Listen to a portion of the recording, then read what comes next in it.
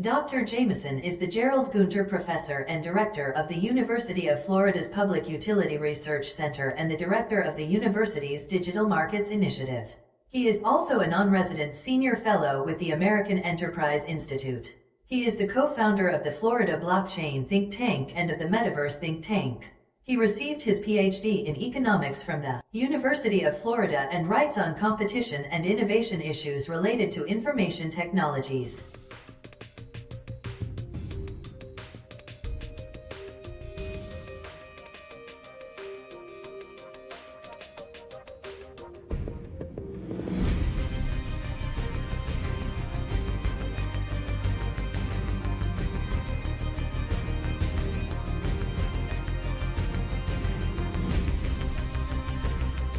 Thank you so much, Professor Jamison, for accepting our invitation. I think you can share your screen now and start your presentation. All right, well, thank you very much. And I don't have PowerPoint slides. Sometimes that's an advantage, sometimes a disadvantage, but I prefer to just try and talk with people, so I don't have any at this time, so I'm not going to bother with the screen sharing, but I'm going to assume that everyone can see me okay and everyone can hear me okay. If that's not true, please let me know. That's okay, thank you. All right, very good. So I'm going to open with a question that will have those of you who are not US citizens at a bit of a disadvantage. But yesterday is held as the birthday of a famous person. And I just wonder if people know who that is. Now, here's the kind of curious part about it. Yesterday is held as the day the person was born. They were born on July 31st, 2022, and they're a famous person. Most of you probably won't know who I'm talking about. Those of you that like science fiction and you've been in the US for a while, you might remember this is a person named George Jetson. So George Jetson, back when I was a kid growing up, was a cartoon character. And he lived in the future, 2062. And he's 40 years old in that cartoon in 2062. So we know he's born in 2022. We're not told his exact birth date, so we hold it's July 31st. But the reason for bringing him up is this, or there's a couple reasons. One is this is the way that science fiction writers were thinking about the future, at least at that time. So this was a space age environment. The people lived in homes that were in outer space.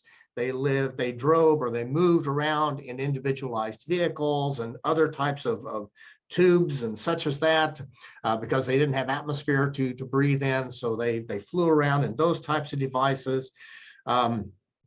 But some curious things about that. And that is, one is that George Jetson used cash. He didn't use a blockchain. He didn't use a cryptocurrency. He used cash for his transactions.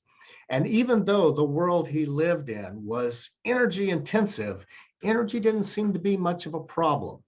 And as we look around at different things in science fiction, that type of situation is fairly common. So a fairly famous science fiction writer right now, a gentleman named Neil Stephenson, wrote a science fiction novel called Snow Crash, which is now really popular. Again, I read it back when it first came out, but it's really popular now because he talked about the metaverse, which is something that people are now excited about and talking about. And he had a particular vision for how it would work.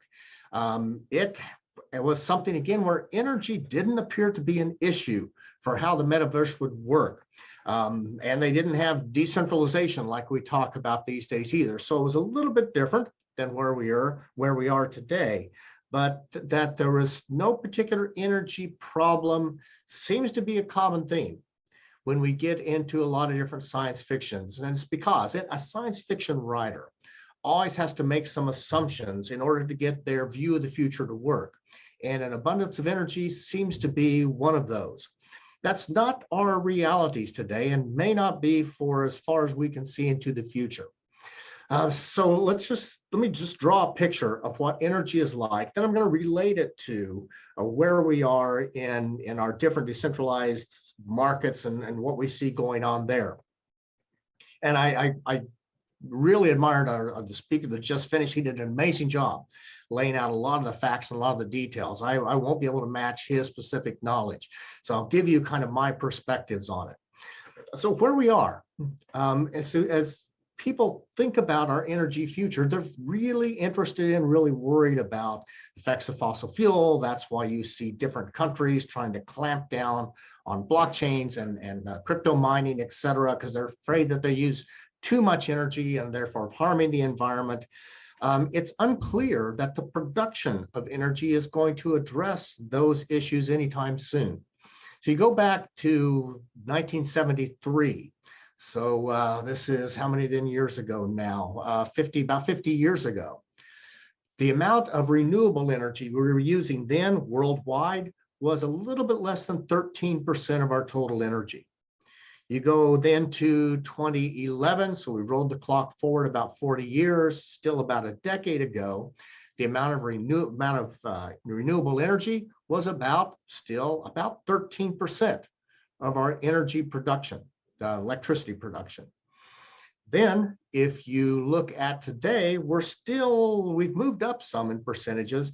We're still only though around 22%. Now, people have lots of ambitious projections about what renewable energy is going to do. But in reality, our projections on these tend to be pretty wrong. And so it looks like, as far as we can see into the future, that environmental impacts from energy production are going to be with us, because it's actually even true that renewable energies still have their own environmental impacts. So if governments are worried about, we have to, are thinking in terms of, we need to move away from fossil fuels, go into renewable energies, the environmental impacts change, but they don't go away. So even as we think in blockchains and about sustainability and about energy, even if we become more energy efficient, or if the world switches to more and more renewable energy, the environmental impacts just don't change that much. We still have things that people will worry about. And so there's not only the usage, energy production issues, there's also a lot of competition for energy use. So for example, I'm going to focus in on the US because that's where I have data right now. A lot of people in the US, California, for example, one region of the United States, tends to go very heavily into electronic vehicles. That is the way our federal government is pushing. Actually, California has a very specific goal in that. Right now, electric vehicles consume about a little bit less than 1% of our total electricity production and consumption in the United States. In about a little less than 15 years, 2035, that estimate is to be closer to be around 10% or so. That depends upon what kinds of policy impacts people have, but this is the competition that we have for electricity that our blockchains, that our cryptocurrencies are competing with. And that's really important. It's important because at the same time that there are policies that are pushing more electricity consumption, we also have policies that are restricting the amount that can be produced, trying to push us into different types of technologies that, as far as we can tell right now, are more costly. And then there's also the issue of the distribution of electricity, the electricity grid. So for example, earlier this year, I was in California talking with everyday citizens on the street. And I'd like to ask them how their lives are going. So they will talk about that some. So what are your biggest worries? And they say, and for them, electricity was their biggest worry, because what they were telling me was that, we right now in California have electricity shortages. We have brownouts. We have times when we don't have electricity. And our government, at the same time we are struggling right now to have enough electricity, is at the same time pushing us to have more electric vehicles, to have more wind power, more solar power.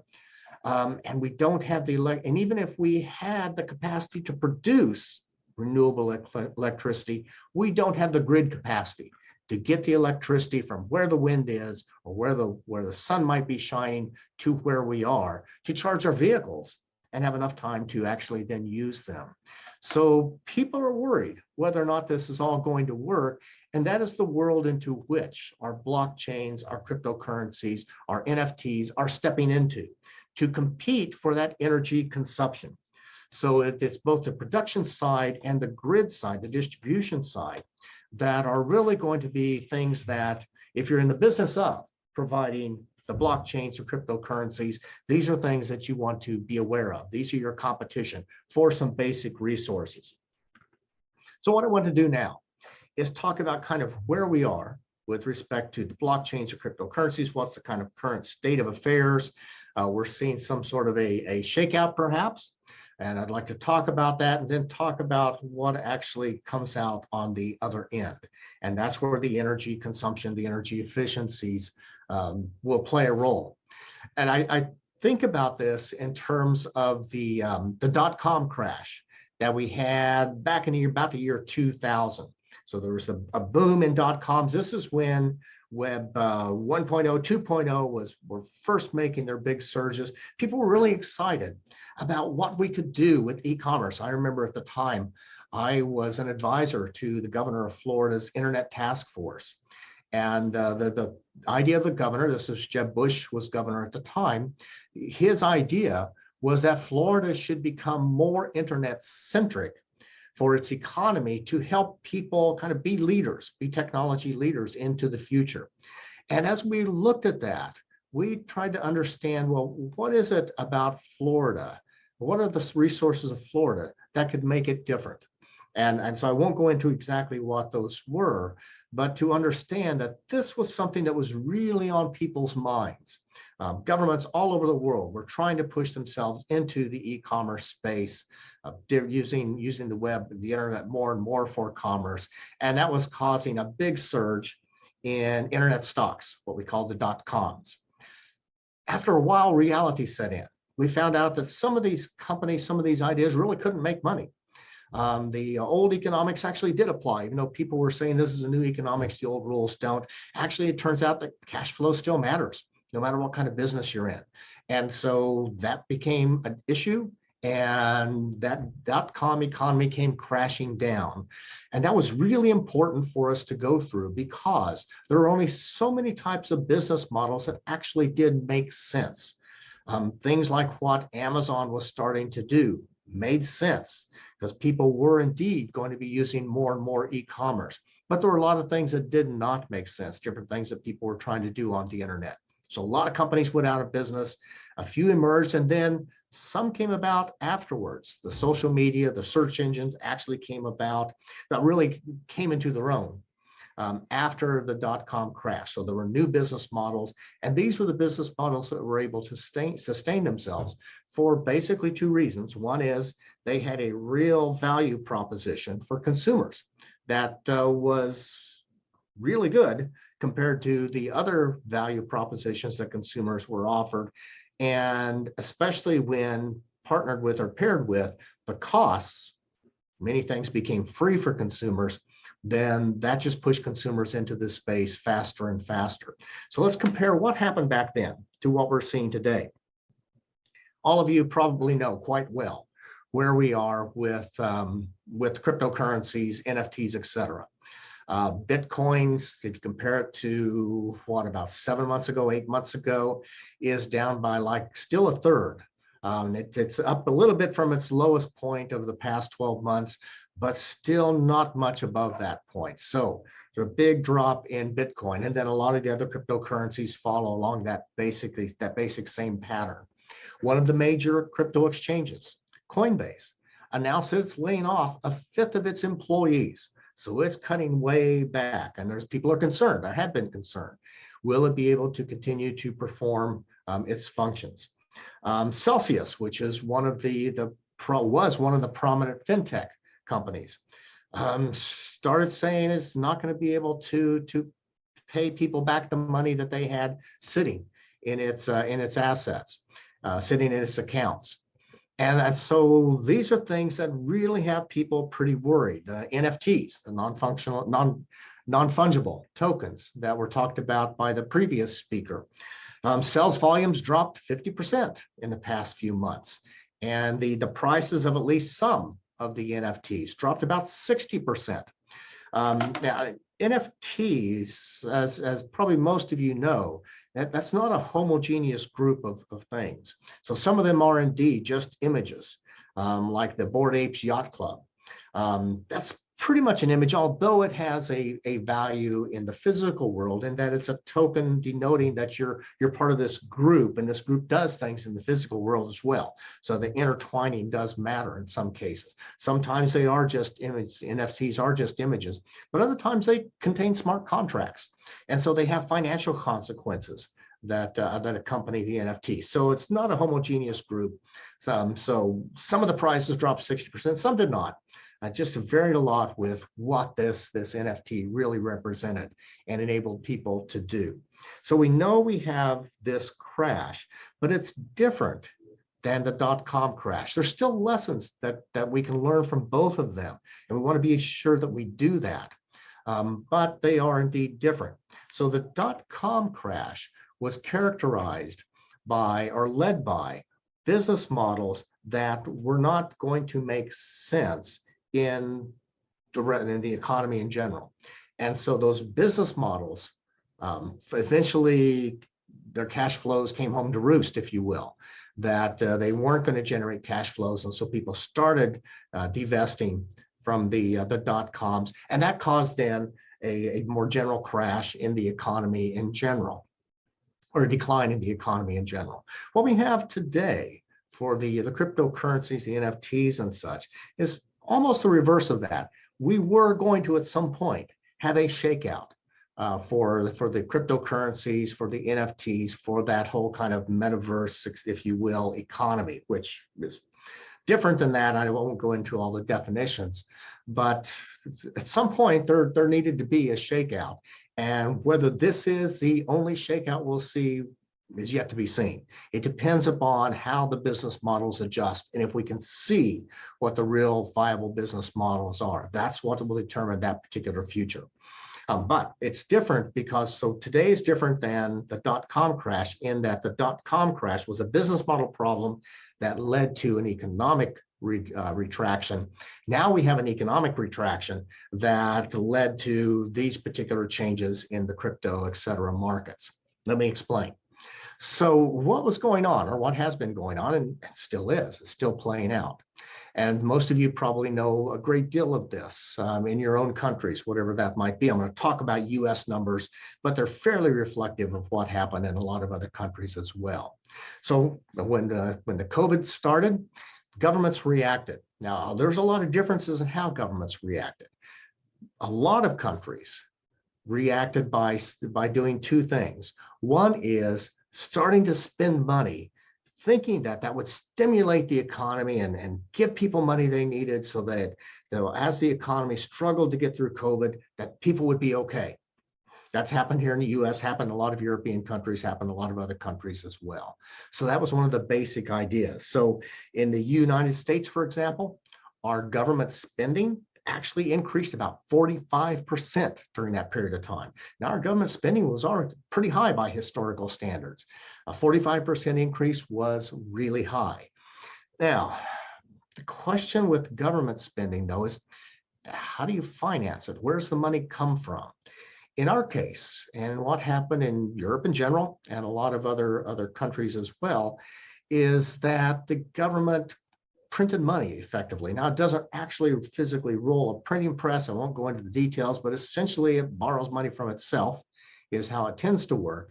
And so there's a big surge in the amount of money that's put into circulation. So the government says, I'm going to spend more, and I'm not going to take money out of people's pockets through taxes. Instead, I'm going to just simply print some money. And so, for example, one of the common measurements of the supply of money in the United States increased 27%. It had not increased that much ever in my experience of looking at the historical data.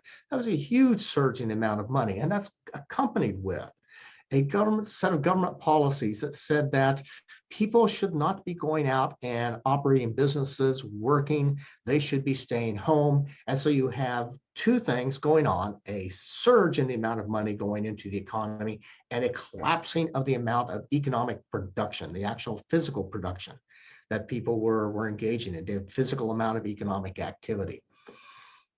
You can imagine what happens a lot more money to spend, not too much to buy with it. What happens? Well, right now we're seeing prices go up. That took a little time. It always does take a little time for inflation to occur, but that is one of the things that happens. But another thing that happened, because we have the cryptocurrency, the blockchain, if you will, markets, is that people took some of this cash they had. They didn't need it immediately. They couldn't buy anything, couldn't buy a lot of things anyway, because they weren't being produced or weren't being delivered, one or the other or both. Is that they said, okay, well, I'll invest in some cryptocurrencies. I'll buy some cryptocurrencies, whether that's an investment, depends a lot upon what the cryptocurrency is, or I'll buy these NFTs. And that made their prices surge as well. And that was part of the drive up that we saw that prices were really fairly high in November and such 12 months ago, if you will. So we have all of that. People are awash with cash. They start putting into the cryptocurrencies. They start putting it into the NFTs as well. And then after a while, the people start needing cash for other things. They're not getting money from jobs as much. So they start using their money for other things. Supplies start happening again. So people want to buy different other types of things, goods, services, houses, whatever that might be. And that causes, one, the cryptocurrency prices to start dropping.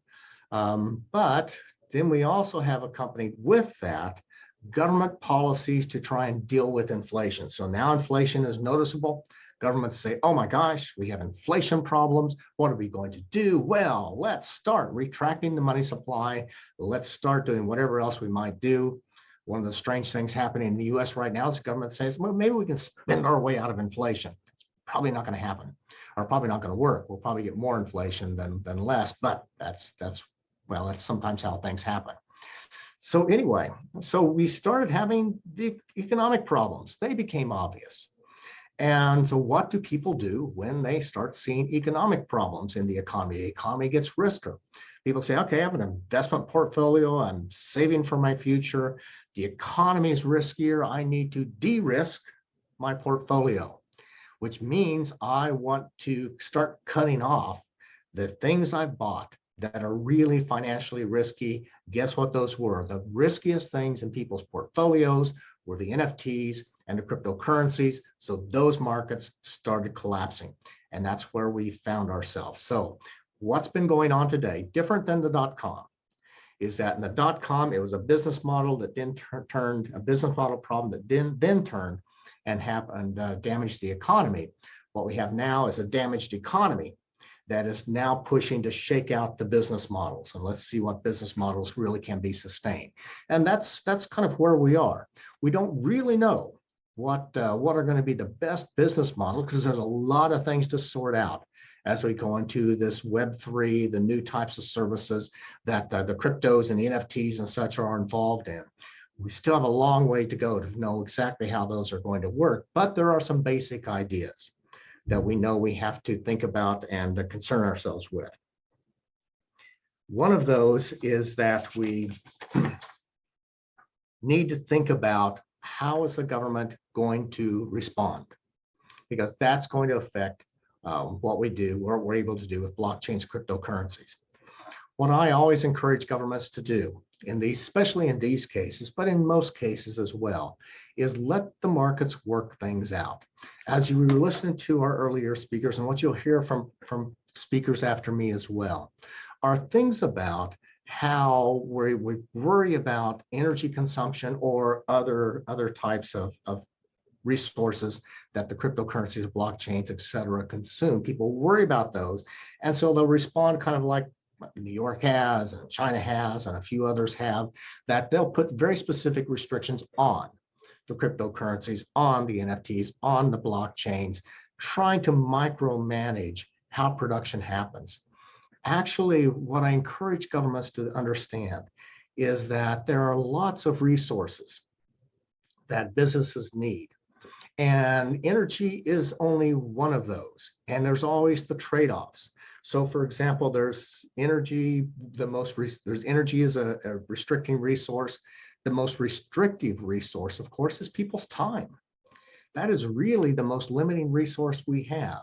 And we can substitute energy for time and improve our economies And so as when you think about blockchain type businesses and the values offered to people, we want to think in terms of how much time are we saving people, or how are we making people's time more valuable? Because that is a big part of the value proposition for the consumers, for the users. For the government policymakers, they need to understand that you need to have price signals. You need to allow the consumers, the producers to make those decisions, resist the temptation to step in and try to make those decisions for them. That's what I encourage policymakers to think about. Oftentimes they don't listen. As they're there and they're their own different types of constraints, but that's what I encourage people to do, because there are all these other resource trade-offs. So it's information, it's time, it's labor. And so when we think about what do we want to do for the value proposition, we want to be thinking in terms of how do we make people's time more valuable? How do we increase the amount of information?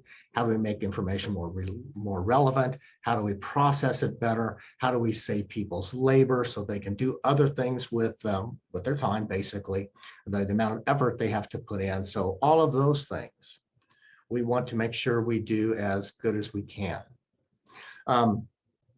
So that's my thoughts for the government. Now for the businesses. Think in terms of all those resources and the way people consume them, the way people use them, the value propositions you create, but then also think about your costs of doing your business. And this is where the energy sustainability, if you will, starts coming into play.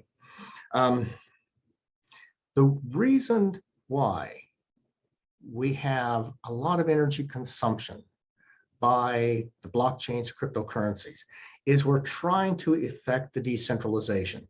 And you've probably heard about what's called, I think, the Byzantine general's dilemma.